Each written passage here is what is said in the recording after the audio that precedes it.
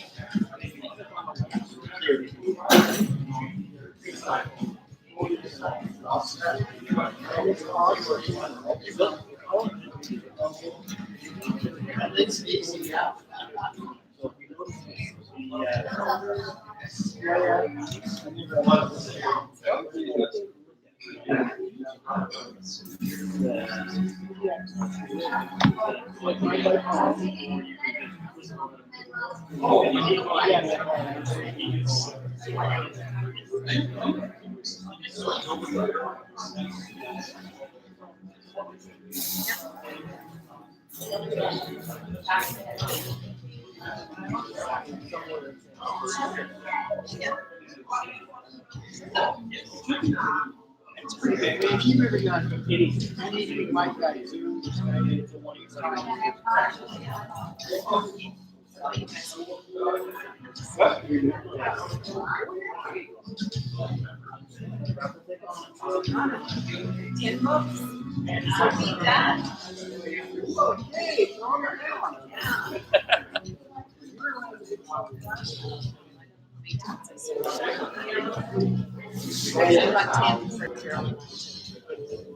That's good.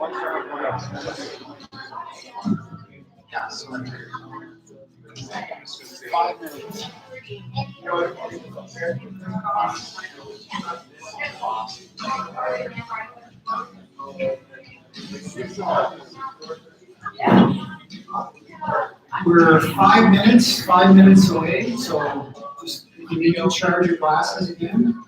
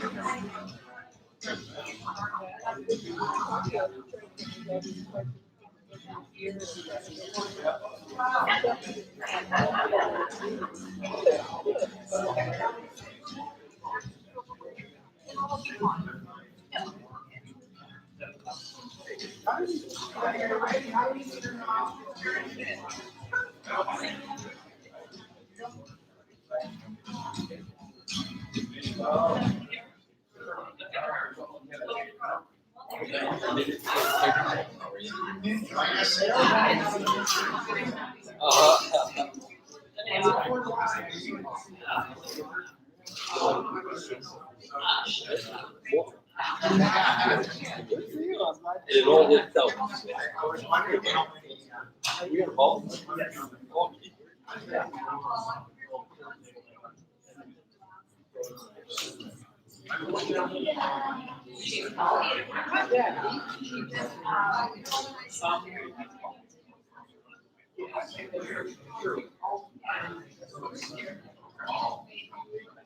Oh.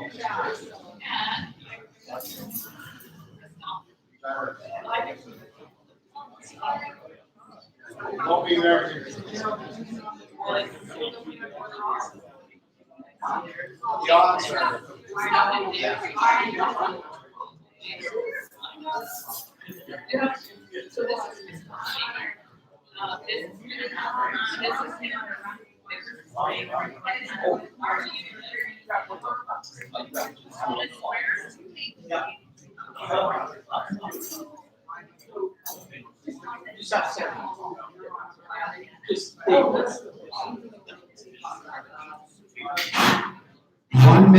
One minute to ringing the bell.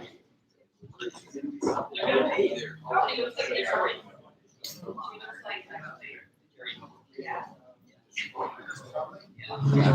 are you?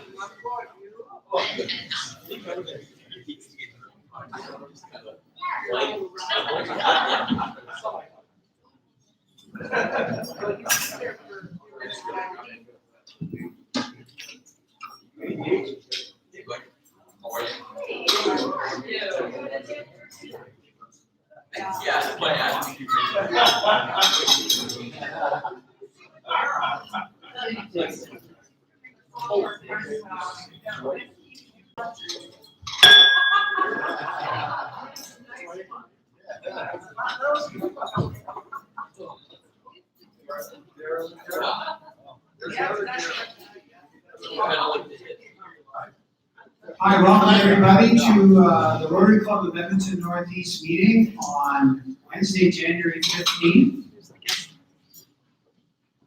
I really appreciate everybody showing up. The weather conditions are really a challenge.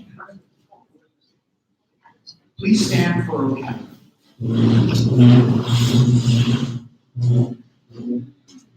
Oh, Canada, our home and native land, through patriot love, in all of us commend. With glowing hearts we see, because the true north strong and free. From far and wide, O Canada, we stand on guard for thee. God keep our land, glorious and free. O Canada, we stand on guard for thee. O Canada, we stand on guard for thee. The Rotary Club of Edmonton Northeast acknowledges we are located on Treaty 6 territory and respects the histories, languages, and cultures of First Nations, Métis, Inuit, and all First Peoples of Canada, whose presence continues to enrich our vibrant community. Please be seated.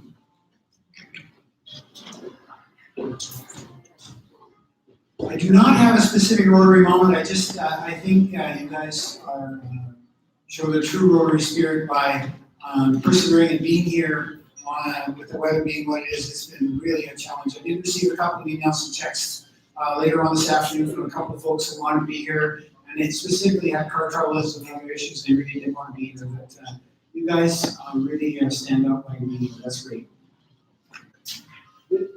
Visitors and guests, Pam McCullough. You are on the roster to announce visitors and guests.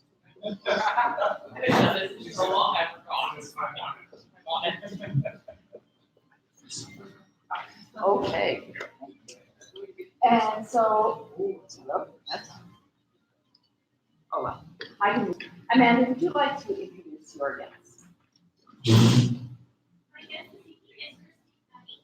She is a colleague of mine and is here to make sure I don't BS too much. Don't tell stories. Yes. And Brenda, would you like to introduce your guest?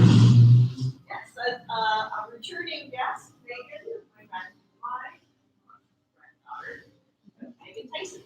And welcome. We have our Visiting Rotarian. yes, our designated visiting Rotarian. Neil Sharman. Neil, can you stand up and introduce yourself? Thank everybody. Hopefully we know the course of the next several times. My name is Neil Sharman. I'm district governor, District 1220 in England.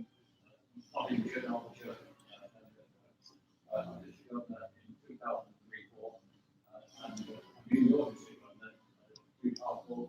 Since I'm over here staying with my son. We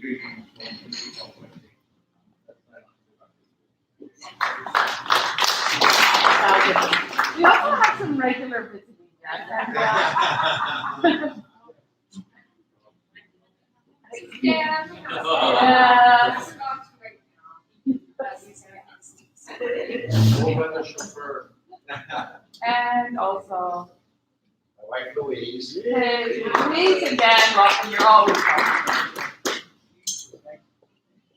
Neil's coming to check and see if this climate is suitable for Megan and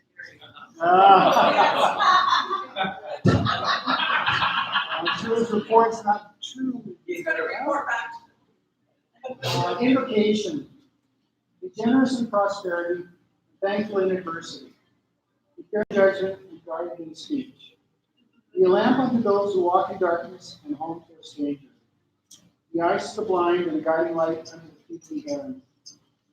Be a breath of life to the body of humankind, a dew to the soul of the human heart, and a fruit upon the tree of life. Now, we normally have a call to the buffet, which is Joe Martin's job on today's duty roster, but the meal is a little bit different today. It's a plated meal, and we're all being served the same thing. And Daryl's not doing the service.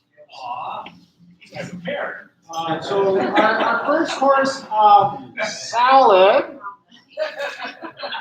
will be out very shortly, followed by an entree, and then we're having dessert afterwards. So we don't have to go which table is first, which table is second, which table is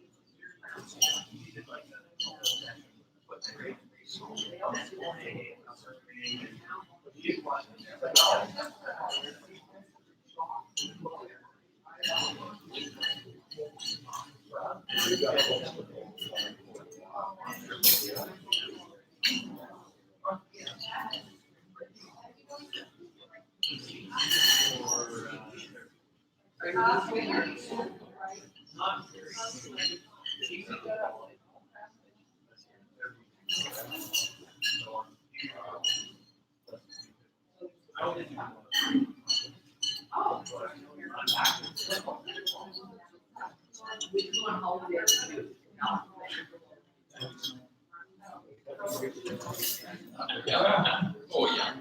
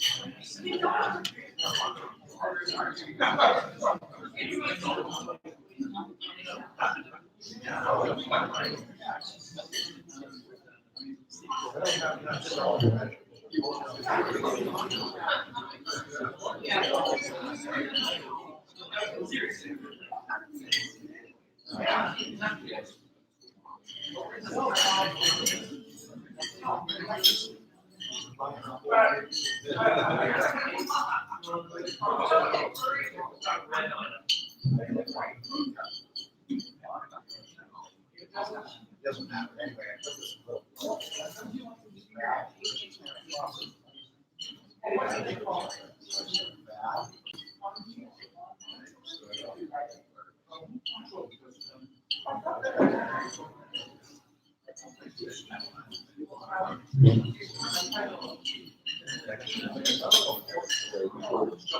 put this little-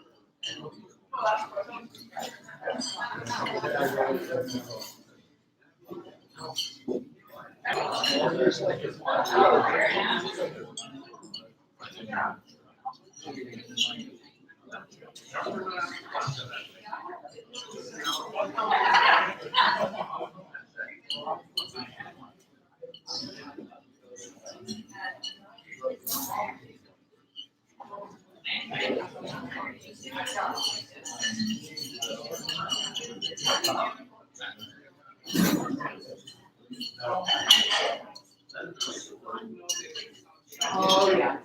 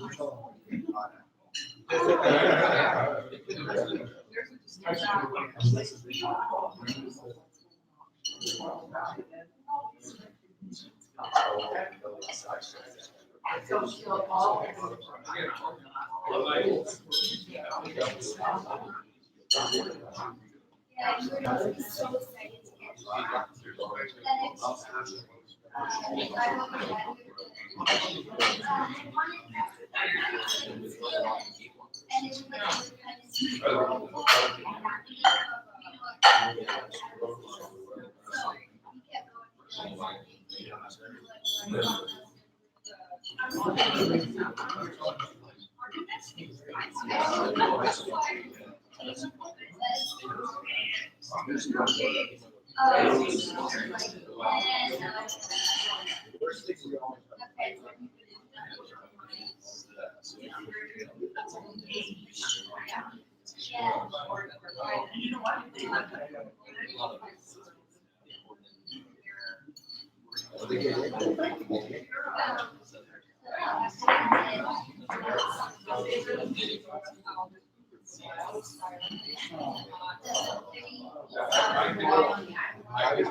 can see why they.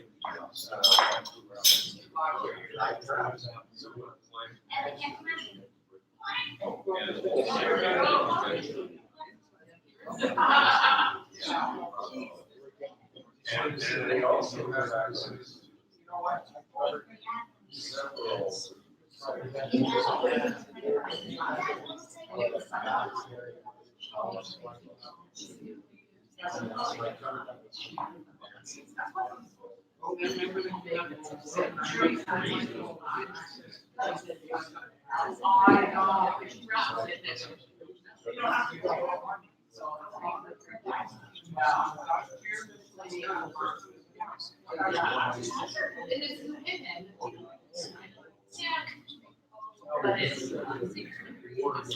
Yeah.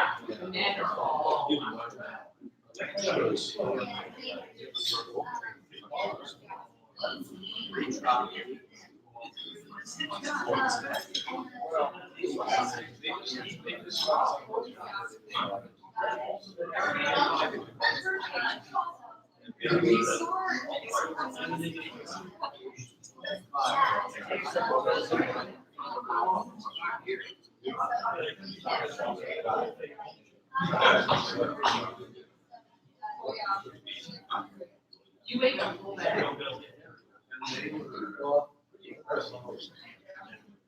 Yeah, they start up.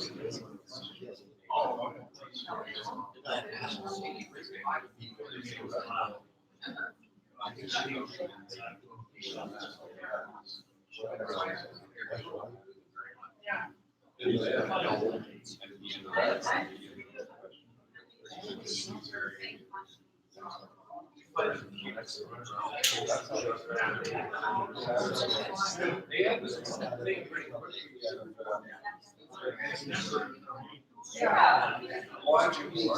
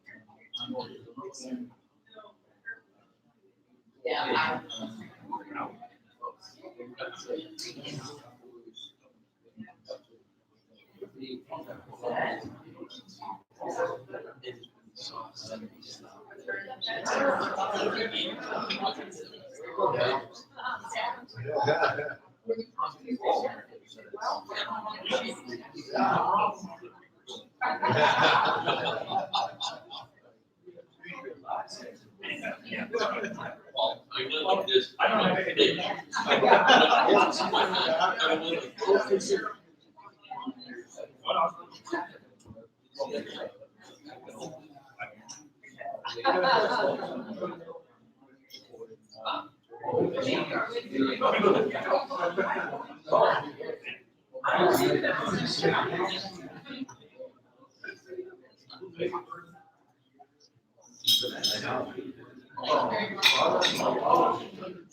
Sorry.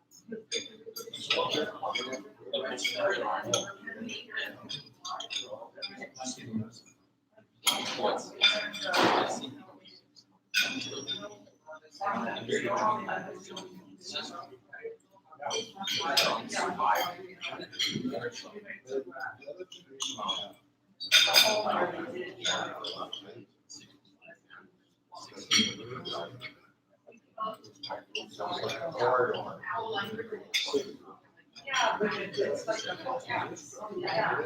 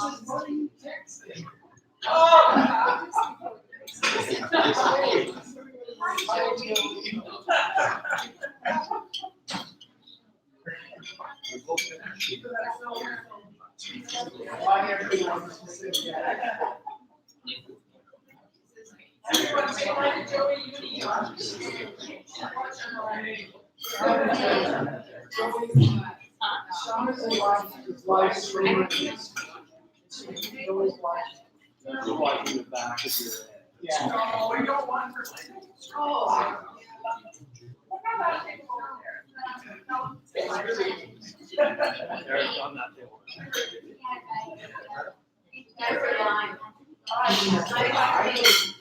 Oh. My wife is watching her. Would you tell stories about the song now? It's just that video is no audio. Oh. I can pull up. Yeah. John, There is audio. we're streaming live audio video. She can ask us questions if she wants.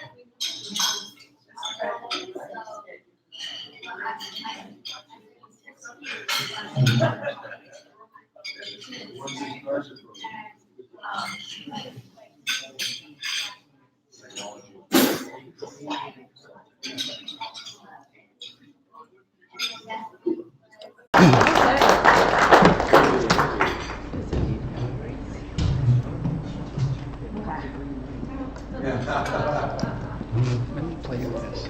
Well, that's okay.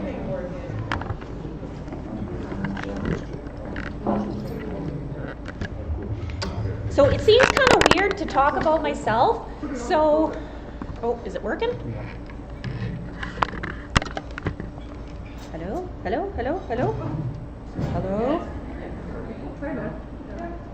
Is it working? Is it working? Can you just hear me if I talk loud? Yes. Okay, I'll just talk loud.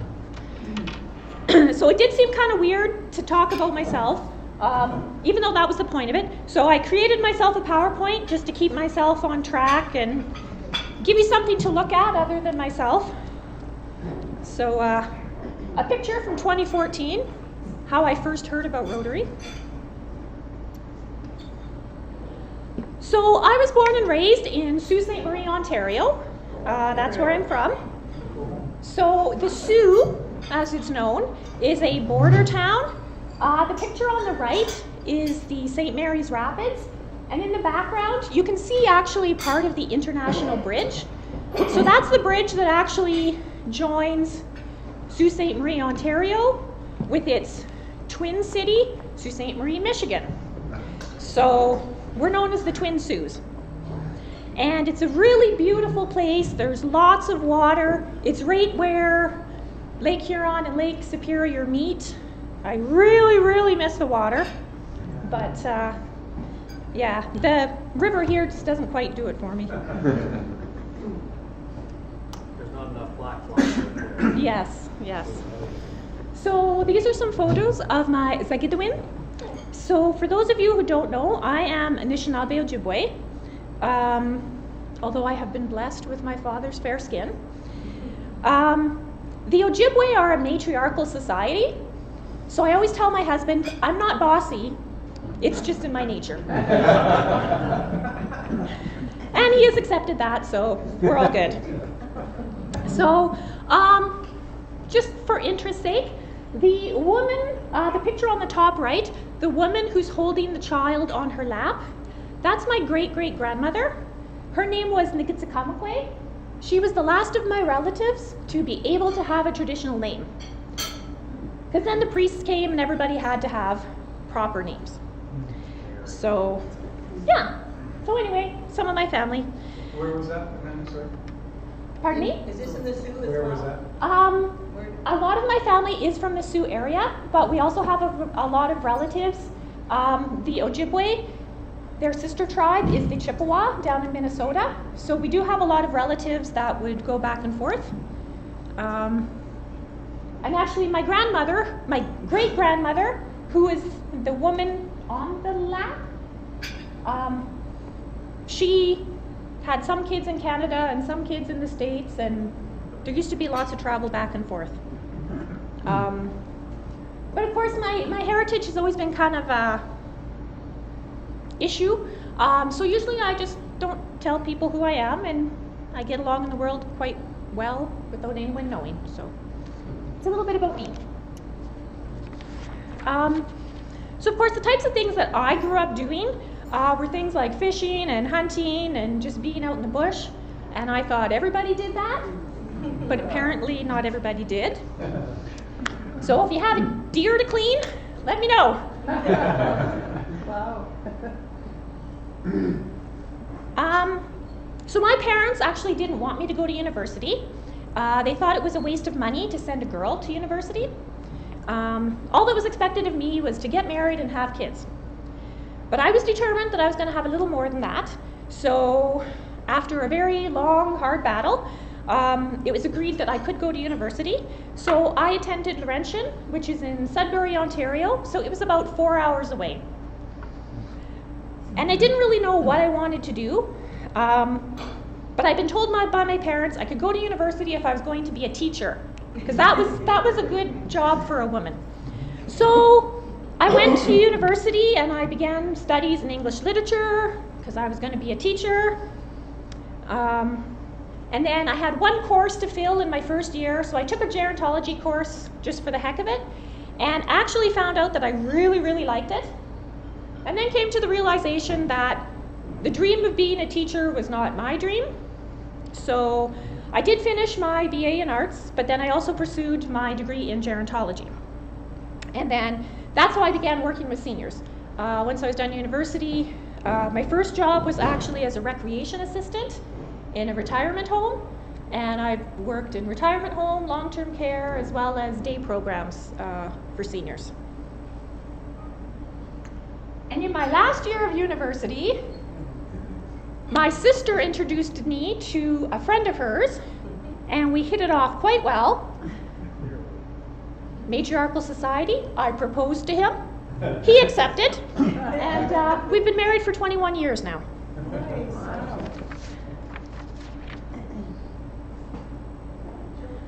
So we have one beautiful, very determined 13-year-old daughter named Tana, and I have some fur babies. My cats Angel and Coraline, and my dog Bilbo. Yes, Bilbo Baggins. I do all kinds of things in my spare time. I helped create a school program involving community historians that would share knowledge with students in our local schools. And I did that for the Beverly Historical Society. And that's actually what I got my Rotary Integrity Award for, was that work. I'm very involved with my community league. I'm currently the vice president, and I also sit on a few different committees to try to work through greater diversity and inclusion in the league structure. It's generally a very white group, and we're trying to change that a little bit. I'm a level 1 certified urban pole instructor, and I'm also a block connector for the Abundant Communities Edmonton program.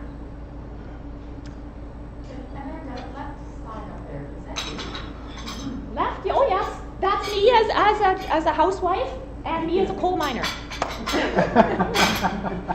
That was with the Historical Society. I play 2 roles depending on what the activity is. Yes. And I come from a family of dancers. I do have a few cousins that are professional jingle dress dancers. We never did jingle dress dancing, but my sister, my daughter, and myself are all belly dancers.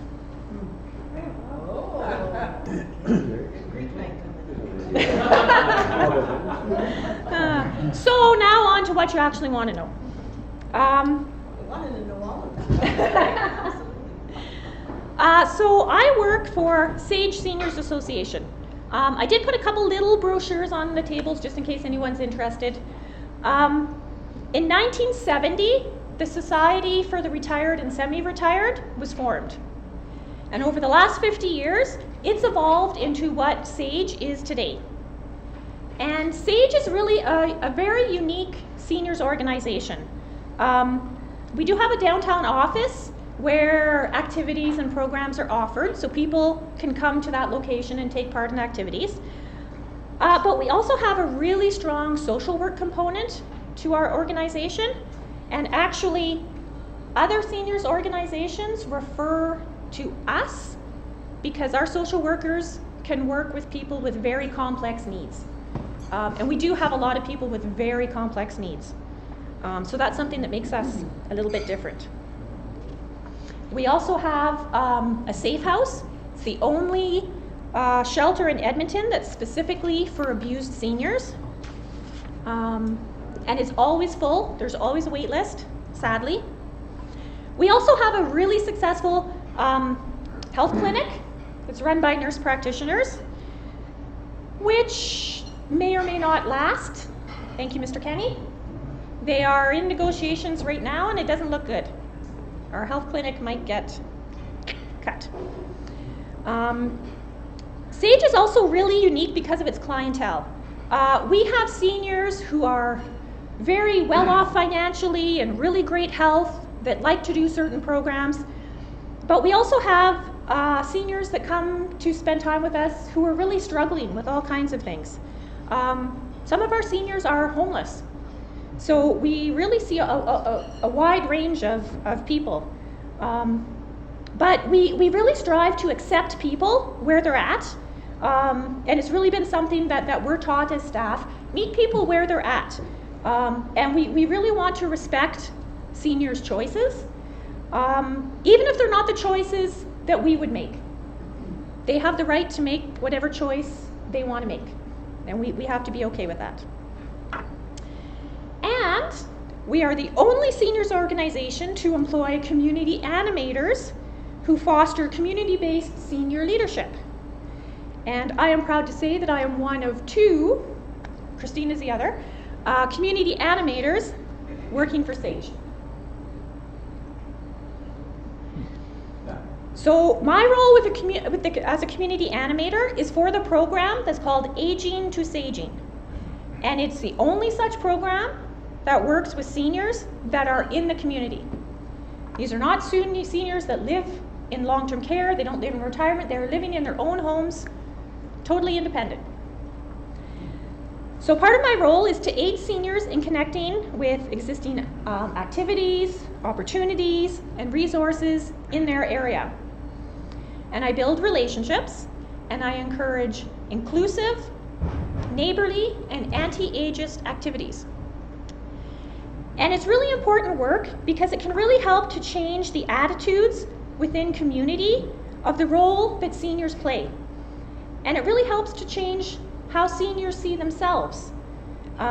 It begins to really reestablish the value for the skills and the knowledge and the gifts that our seniors have and that they're willing to share. And it can also change the perception of seniors by other senior service providers.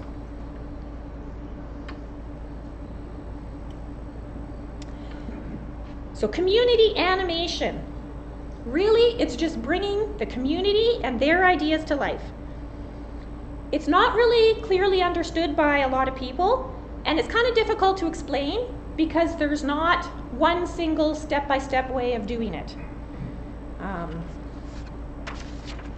And I got this job not only because of my experience of working with seniors, but also because of all of my involvement in the community. I was a community builder before I was a community animator at Sage. So a lot of the stuff I was doing in my own community. I just now get to do it on a broader scale.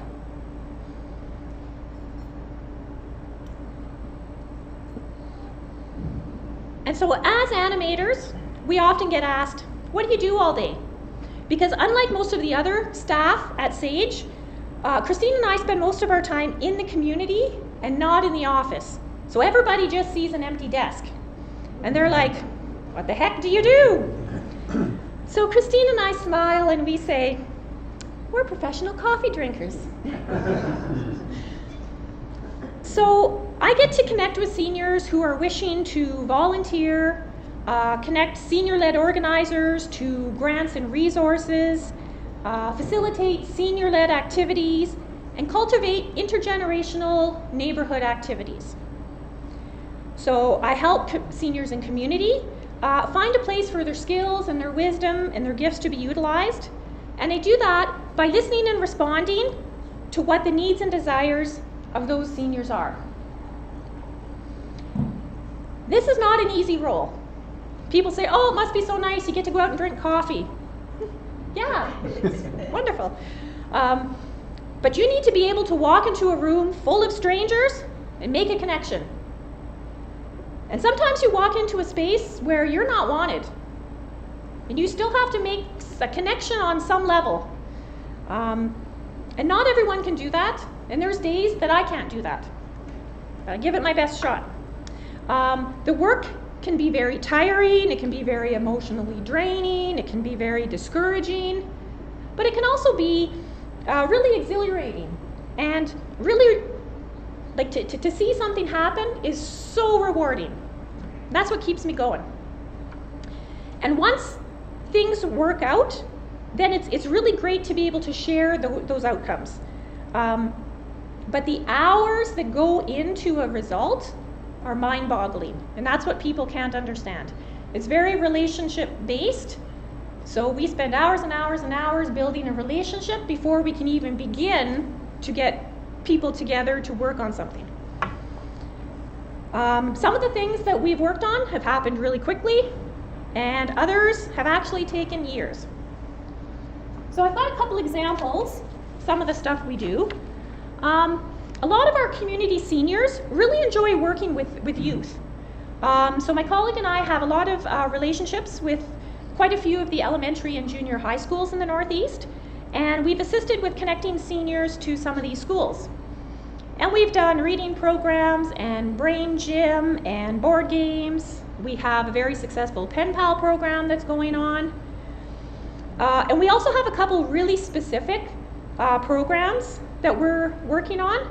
One brings queer and trans seniors to GSAs in schools, and these people share their experiences, and the seniors who have already gone through this experience can share their knowledge and their life journey, and that can really support students who are potentially really vulnerable because of their sexuality. So it's good to have someone who can, help show them that they survived it and that it's possible. Another one that we're doing that's quite unique, it brings African men and Indigenous women to immigrant students, and they connect through their culture, and these seniors really help the students find a balance within their school and home lives. And the kids that they're connecting to are generally having difficulties, but being able to connect and help them with, language and customs and expectations, not only in their own culture, but in our culture, is really beneficial. Men's sheds. The English chap should know all about men's sheds. There's quite a few over there. I previously did a talk about men's sheds, so I'm not going to go too much into it. Other than I do a lot of work with the initiative here. We do have 5 sheds in Edmonton, and I'm one of the project team members, so I help with the development and sustainability of the initiative here in Edmonton. And I'm also an advisory board member on the Men's Shed Association of Edmonton. They now have a nonprofit. And when you see it happening, you can really understand the value of aging to saging. It's really about embracing our seniors and following their lead. And ideally, this program should be available in all parts of the city, but it's a really hard sell to get funding. In the world of seniors organizations, funding reports are based on numbers. How many clients did you see today? And we're slowly trying to work with funders to look at outcomes differently, because I might only work with one senior on one project, but the work that that senior does can impact dozens of other people. So how do we capture that? And it's also important to remember that unlike a social worker who has clients, our community seniors are not my clients. I can't take ownership of the work that they do. I do have to report on how my role has assisted their project to take shape, but our organization has really had to adjust its thinking on how to report on such a program. Aging to Saging is really, it's really new, it's really unique. So it's been kind of a learning curve trying to figure out how it fits into the traditional organizational structures of seniors. And we've sometimes had to bend some of the rules from our funders. So I'm not a rule breaker, but I'm a rule bender. And I'm just going to close with my favorite quote of what community is. Community is a group of individuals who have learned how to communicate honestly with each other, whose relationships go deeper than their masks of composure, who develop some significant commitment to rejoice together, mourn together, and to delight in each other, making others' conditions their own. And so when I think about the community that I want to be part of when I'm older, that's essentially what Aging to Saging is. And that's it. Do you have any questions for me?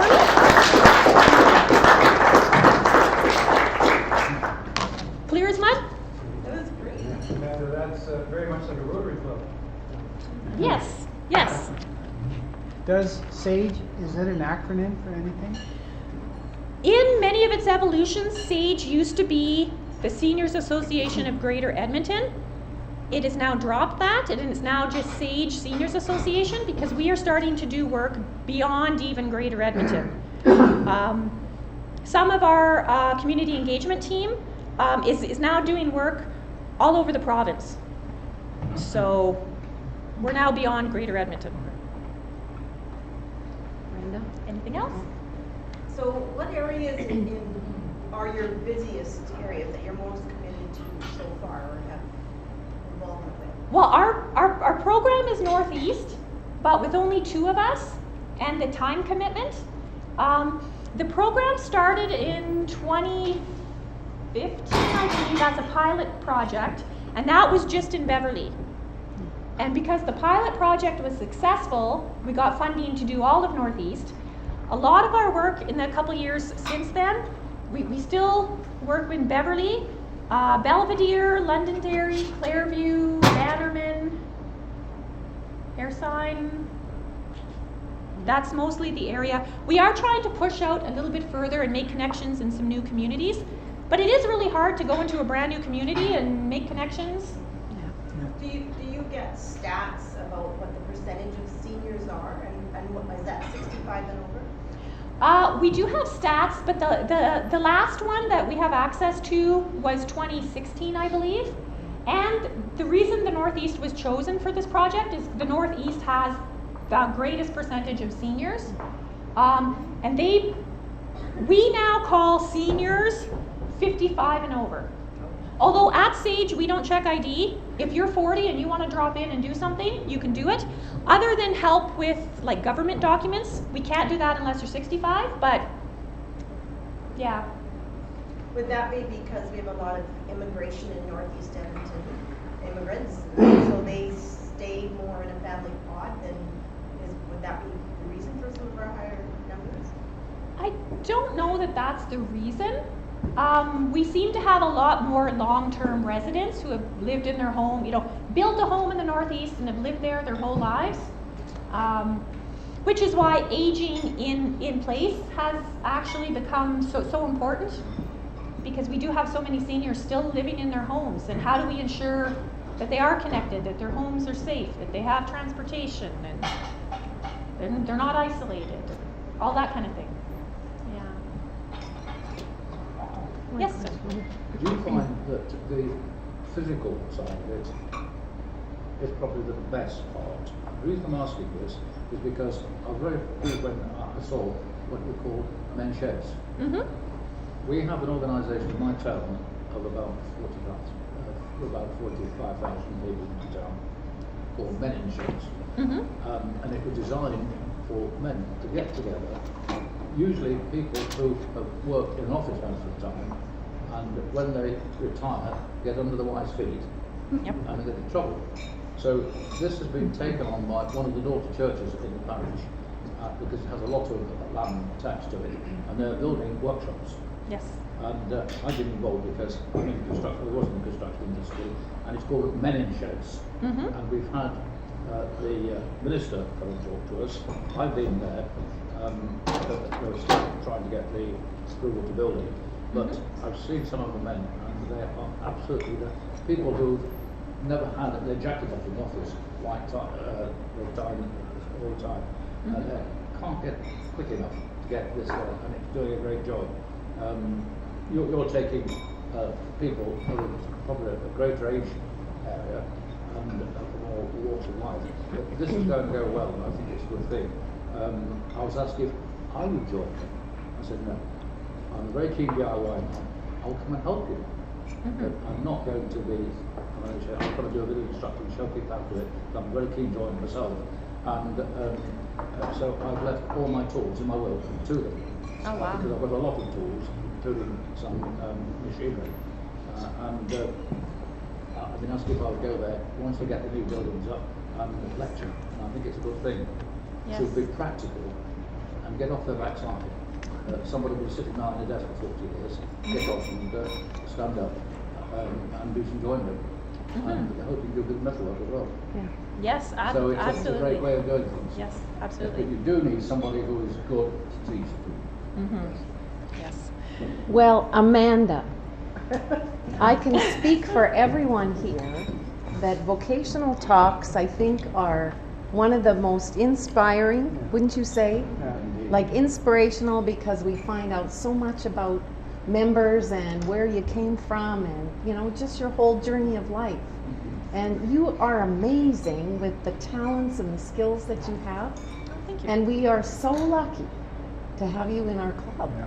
Oh, thank you. And I'm happy to be in the club. we're in good hands when we're aging, right? Aging. As we all age, we've got this aging mentor here, right here. Anyway, on behalf of everyone here, thank you for putting the presentation together. And just a little thank you. Thank you. Yeah, so good job. And Thank you. And, I did put some of the brochures on the table. I didn't bring them because they're heavier than hell, but we also have Sage directories, which is something that our organization puts out. It has a whole bunch of stuff on housing, transportation, health, you name it. So if you ever know anyone who needs something, we can hook you up with that. That's great. That's Thank you very much.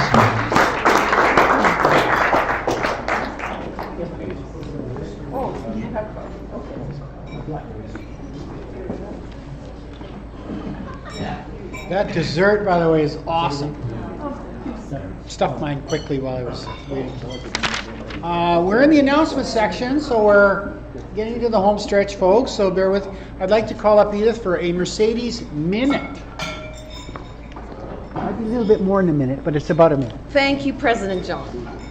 Well, I realized that I hadn't given you a Mercedes moment or minute for November, December, so I thought I'd just share a little bit. And for people that don't know who Mercedes is, she's our Project Amigo scholar who we are supporting in Colima, Cofradia, Colima, Mexico. And several of us have met her, and she writes to us every month. And so and she's in nursing at the present time. So in November, she attended the Regional University Hospital doing her practice, and she said it was very heavy days because I attended Saturdays from 7 a.m. to 7 p.m. So besides going to school, then she put in 12 hours of her practical training at the university on Saturdays. And I thought I'd just read a little story that she's written because it gives a little insight into her character. She said, I remember one day I was in surgery area and there were 3 patients. 2 of them had scheduled surgery. In the morning, they passed the first patient to the operating room. After an hour, they passed to the other patient. He was an 18-year-old boy who had a clavicle fracture. His mother accompanied him. After a few hours, I realized that the lady remained in the room waiting for her son. So I decided to approach her and start talking with her because I noticed she was worried. The lady told me about everything that had happened with her son, the reason for the fracture. Then she shared how she felt when she was there. For me, it was significant that she had the confidence to share her feelings and allow me to encourage her and accompany him. She was scared because she had never been to the hospital before. I was worried about her son who was in surgery, and she told me that a person belonging to the hospital staff showed an indifferent behavior towards her. This is an area of opportunity for the hospital, she's thinking. Now, not giving dignified treatment to patients and family, do not understand that for that person, just being there feels bad and not treating them well is not right. Each person has their different history, which when being in a hospital requires being heard, feeling accompanied, not only by your family member, but also by the staff. This allows them to follow all the indications for their improvement. So, it gives you an idea of, here she's 21, 22, turning 22. These are her thoughts in her new job, or in her career as she's getting her training. So she said, as I move on to another project or topic, in a few more weeks, my 7th semester ends, and I'm proud to have spent all semesters. Now I will only have to do a year of service. I remember when I first started the first year, the activities that I did in my career training, and I would like to repeat it again. It is a career that I like very much, and that although I have gone through stressful situations, I would choose to do them again. It has allowed me to give care to people who need me, in addition to receive blessings and gratitude from them, and that is the best. So anyway, she's such a neat kid, and she's doing really well.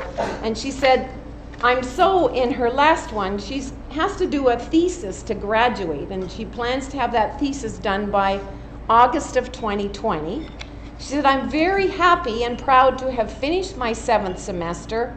Also excited because I have just 1 year to finish my training for my career. And much of the achievement is thanks to you guys.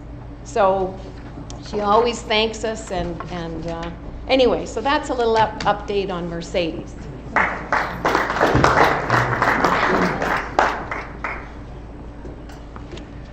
Thank you, Edith. Sean, did you want to, on the announcement section, Sean, do you want to reference quickly the board meeting next week and just the technology involved a little bit, please? We have a board meeting next week. There will be technology involved. Awesome, Sean. Okay, I'm glad you cleared that up. I will send out an email to all of the board members this afternoon or this evening, and I will have an availability probably Friday night, maybe Saturday during the day for a couple of hours. If anybody wants to test out how to do an online Google Hangout with me, I will just leave my Hangout going on one of my computers, and you can click on a little link in the email, and it'll take you to it, and you can make sure that your equipment works just fine. For those board members that don't have access to a computer but still want to do the meeting, there is a phone number in the meeting invite. You can just call in, and it's just like a regular phone call. But I'll send out an email with instructions tonight. So you do the whole thing through Google Hangout? Yeah.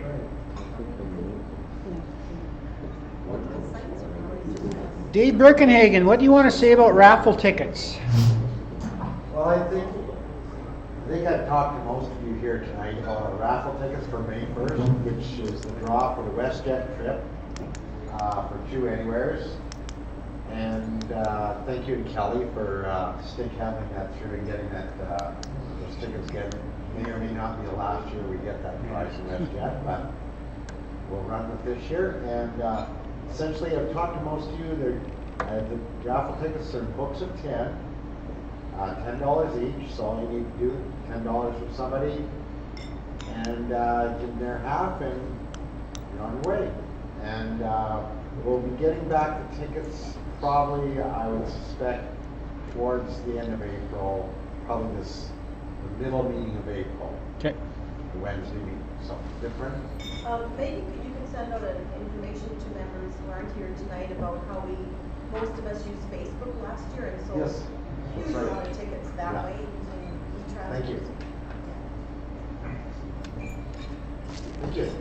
And I will, I'll send out a note again. I guess there's a lot of people obviously not here tonight. I'll try and track them down. That was the biggest part I found was the challenge was trying to connect with folks that don't always come to these meetings. Yeah. We'll track them down. Yeah. Don't. How many dollars do we have to sell? We have 140 books of 10. We have 1,400 tickets. So last year we sold 972 tickets out of the 1,400. So it'd be really nice to get over the 1,000 mark. I think tonight I've handed out 300 tickets for 30 books so far tonight. And there's a few of you have to talk to them. Mr. Darrell Holloway cut being one of them. Boy, he just kind of walked me. Let's see, I've done that. Sergeant at Arms. By the way, did we do a poll? We didn't do a polio plus 50-50. Yes. We did. Yeah. I didn't get my ticket. So maybe while Sergeant at Arms is doing the Sergeant at Arms thing, we could sell more tickets. Like Anybody who wants to buy tickets at this time, $2 each. Okay, I'm good with that. Sergeant Hurst? I thought he'd never call me. I'm looking for cold weather stories. Does anybody in the meeting have a cold weather story that they can share with us? Yes, Daryl. Yeah, I'll share it. It's just a story. 1 minute. One One minute. minute. And I had a 3-month stint in southern Saskatchewan. My first trip, you back up 2 semi-trailers to each other and you hook them up and you have your walk-in hockey music. So it was probably about minus 35, not including the food show that week in Saskatchewan. So I went to my hotel that night, came back next morning, and I see a gap in the trailer, and I panicked. I thought somebody broke in. No, one of the trailers was so cold that it settled. So I had to rehook the trailers, and bad enough to warm up the trailers, we had these kerosene heaters. Well, one of them sooted up. So of course I had to go with these like 50-cent ice scrapers on the walls. Scouts came in and visited me while I was scraping the walls with these 50-cent ice scrapers. And you had to have about 3-4 bats that night before the water wasn't black. Good one. Good story. Any other cold weather stories? They don't have to be recent. They could be ancient like Daryl's. You must have one. No, I don't think so. Yes. I can remember not being able to get in my car at university because there'd been a freezing rainstorm and it was all covered with ice and you couldn't open the doors. Oh, yeah. So a freezing rainstorm kept him out of his car at university. So I borrow a kettle from one of the dorms and hot water to thaw up the door. I think there's a science lesson there someplace. Yeah. You have a cold weather story? Just one short one? Sure. Oh. Can't be really loud. 2-4.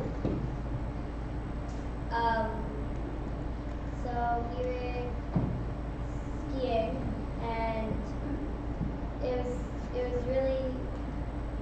really cold, and we were just skiing in a bunch of powder, and one of my friends fell in the powder and was stuck, and we couldn't get her out, and she was freezing, and everyone else already went in, so we were just out there, and we were in the mountains, and we didn't know where everyone went, so we me and my other friend were digging together out, and we dug for about 10 minutes, and that's including time to get down into the lodge, and she could not move her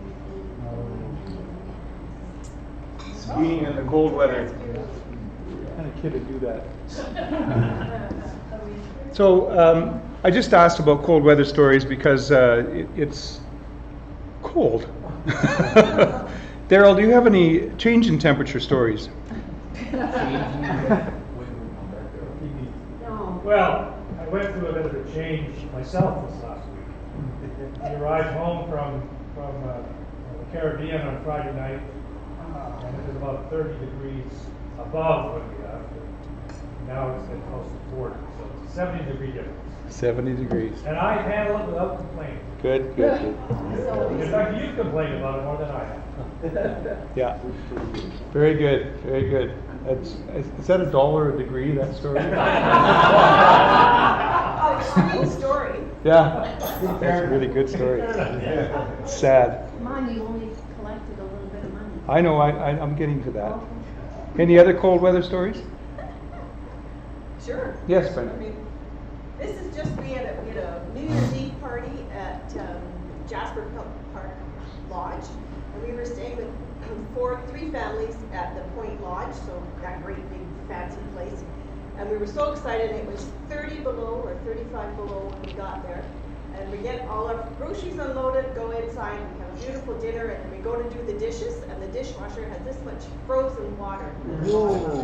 So we didn't get a dishwasher until the third day, because they had to come in and melt it and do all this stuff. The good part about that story is that up on the hill it was -7, and there was nobody there. It was fabulous.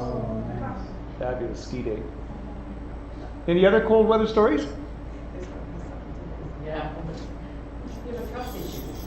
I know you do. No. I'm going to take it one real quick. No. My very first winter here, Yeah? we invited Alan's family to come in June, so they arrived on the 26th.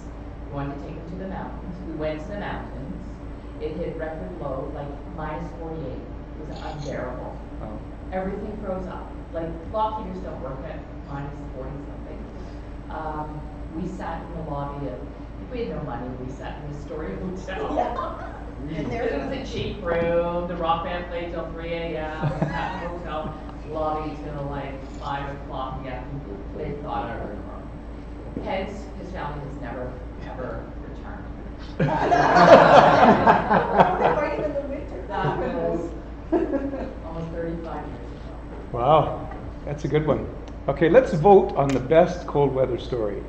Who thinks that Daryl's cold weather story with the hockey program is a good story? Come on. We got 3 or 4. We got 5 votes there. That's pretty good. How about Daryl's sad story, going from +30 to -30? It's pretty sad. How about Megan's story on the ski hill? That's a pretty good story. How about Brenda's story on the ski hill? No votes though, Brenda. No votes. Okay, Daryl, you and Brenda a $10 fine for the worst cold weather story this evening. Okay. Congratulations. Any happy bucks? No, there's no extra money. It's just happy bucks. Happy Bucks is, it's gonna be warmer on the weekend. All right, thank you. Everybody should put one in. That's right. Yes, Brenda. We could pay to make it warmer? I have a birthday coming on Friday. I'm going to be 70. Oh my gosh. I was just going to go there. See this? Oh, Brenda, I was just going to go there with my happy Well, you put in that $10 too. buck. Here's her happy buck. About for every year, Brenda. I'll throw in a happy buck for the January 21st person, Dave Birkenhagen. Oh. I won't be 70. Thank you very much. That's all for the sergeant. I thought you were going to find everybody that went someplace warm. Who has celebrated just to pay? I got to pay. I'll collect. I just got back from Mexico. I can't believe you let me off with not paying. We have upcoming events this Friday. We're collecting happy bucks as we speak. sorry, not Friday. This Sunday, January 19th, 4 o'clock, Edmonton Oil Kings Polio Plus game. I'm going to be there with a buddy of mine and my nephews. You can still get tickets. It's probably best to just contact the Oiler office directly. I did send the information out. If you want tickets, it's a real quick phone call. What's that? Yes, Philip. Yes, my buddy. And mystery dinner is at Pam's. How's that going? Oh, Pam is coordinating it. Sorry. So you stand up and explain. Mystery dinners for those. I think everybody knows, but just to let you know, it's a great social event. So sign up, give me your name, and say whether you'll host it or not. And if you can host it, it's just optional. Just look at the numbers. On the Friday, okay, the date is what? Saturday, January 25th. 25th. So Friday, you'll be notified. If you're a guest, you'll go someplace. You'll either take a salad or a dessert. Sorry, an appetizer or a dessert. I will contact the guests or the hosts, a couple of days in advance. Those people who are hosting already know who they're hosting. You're going to go out Saturday night for dinner with your spouse to a place that you're going to find out Friday morning, for example, and you're going to have a great time on Saturday night with some people, and it's been a great way to meet people. The story is talking about the George and George, right? It was a mystery dinner. So it's a go. It's a go. Yeah, it is a go. Okay. We have yes. We have places lined up. So if you want to participate, It's just a casual evening. It's really Yeah, you don't have to no worry. pressure. No It's structure. like going to a friend's house for dinner. that's exactly all what you it is. do. You There you just go. have no idea who those people are. Yeah. You don't know who's coming or you don't know. Yes. Okay, do we have any other announcements? People, anything you want to cover off? Daryl, another story? No, I got integrity awards. Oh, yes, you did tell me, yes. Too late for fun. He We'll said wait till next year. he says he wants to talk about Daryl has integrity to talk about. So. I won't go into great detail just because I'm sure everybody's speeched out a little bit. But anyways, the Integrity Awards, we're a founding club. It was founded in '98, and we have members like Al Futcher and Al Wong, who were some of the early starters of the program. And I think we get a lot of buck for what we invest in the program. And when you go to an Integrity Award, the people are very inspiring, So say, for example, you get 10 to 12 clubs that usually participate in the region. And the stories are just amazing. And last year, of course, we had the gentleman from Sobeys, who Sean had proposed. And Amanda, I saw that at the beginning of the presentation. So it's not something to be taken lightly. I kind of call it a regionalized Nobel Peace Prize type thing. So anyways, the event takes place on March 18th at the Chateau Lacombe. Really good organizing committee, the Downtown Club. I actually have a meeting, I think, tomorrow. And we usually try to fill about 2 tables, $60 per person. It's a good evening. There's already a number of us that have committed. So if anybody's interested, email me or we'll talk for the next month. We have time. And I did send out an email on if you had anybody in mind with regards to a proposal. And I actually, it's funny because Jan had somebody, the person had received it in the past, so they kind of fell by the wayside. But I fell upon a proposed person by accident. And it's almost, this whole thing was written in the Beverly community paper, something like that. So it almost fell upon my lap. So if nobody steps up, I'll forward his name. But again, if you're interested in going, it is actually quite an inspiring evening. Thank you. Thank you, Daryl.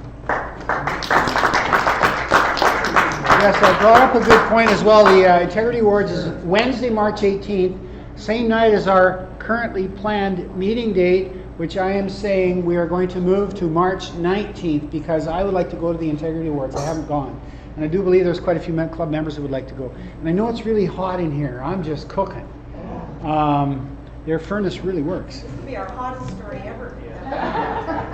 Then we have to go outside. So just before I close the meeting, let's obviously make sure we don't all run out. A little bit of time for fellowship, but make sure we have to do the draw. We have to do a draw. The last couple of people out, make sure everybody's car starts, because you don't want to be the last one in the parking lot. Nothing works, and you got nobody to help or ask. So let's look out for each other up there.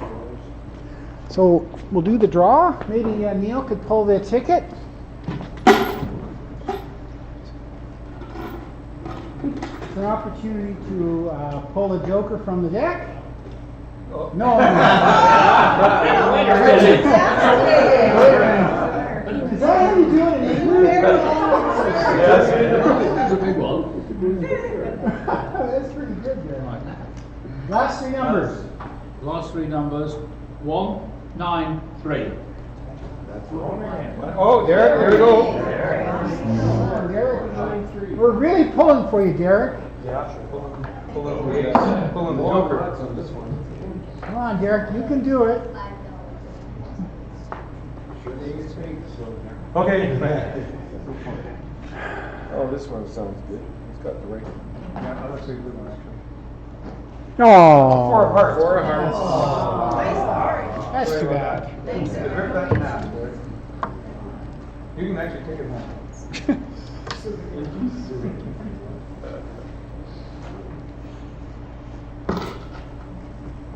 Okay, as we call this meeting to a close, I'd like to have you stand and raise your glasses and Rotary toast.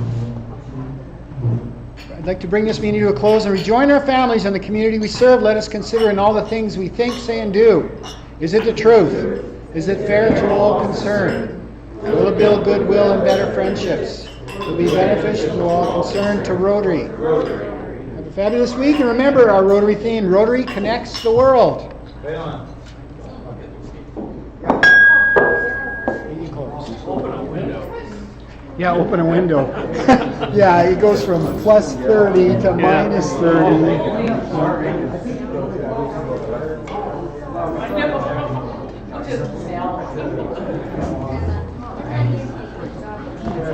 Who are your funders? Other than the lovely province of Alberta. Each program is funded differently. Oh, really? Ours is MCSS funding. Okay. Which year to next year, but after that, I really think that like this year, it's cut. Who knows what's gonna happen? Yeah, so but it is what it is. It's the government. Nicely done, sister.